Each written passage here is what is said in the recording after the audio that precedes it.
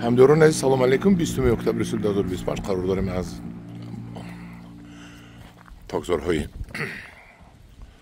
شهر شاهرودی جمهوری اسلامی ایران، تاکزار آقای آمری حسین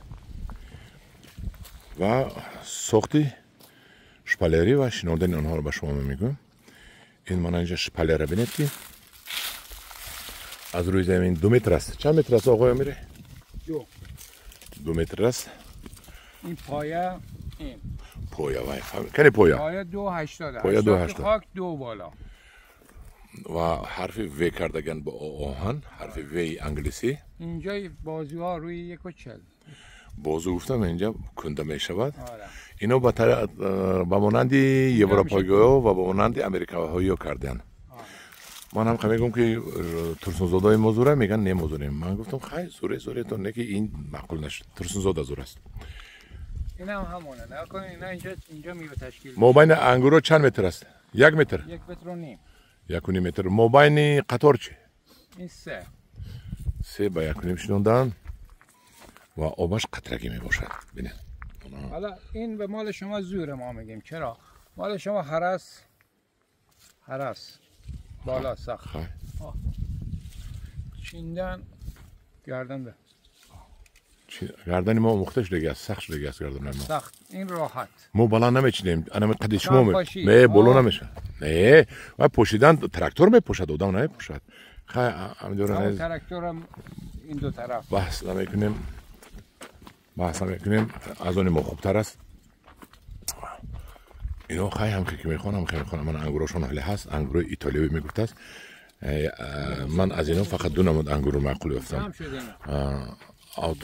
آوتوم رویال یعنی ملکه تیرامو و شاهرودی میبیارم. اینوشو نمیبیارم. اینو از اینو داریم. از اینو نداریم و خیلی از این خوبش رو داریم.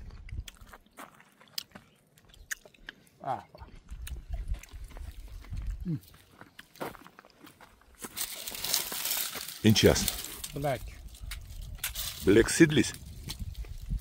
مالی کجا است؟ امریکا.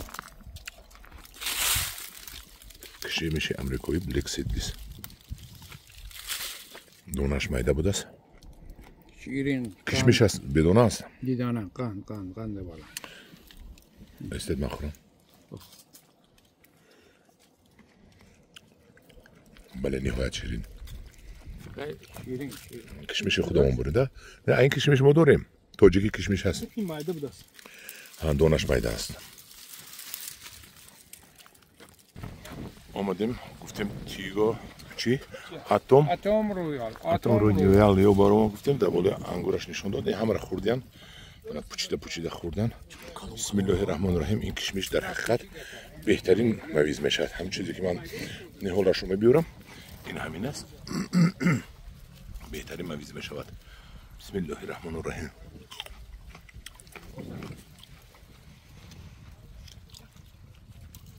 چه خوشخورم انگور است. همینجوری اینجا انگور بسیار است. 100 نمودش نه که من 100 نمود نمیبیارم. همونی که با ما پسند میآید در جمهوری ما، در وطن ما همونش رو میبیارم. همین اتم رویال رو میبیارم. من این مویزش. انا بینید. من این مویزش. از تنه درخت کجا. خیلی خورده بینیم. بسم الله الرحمن الرحیم.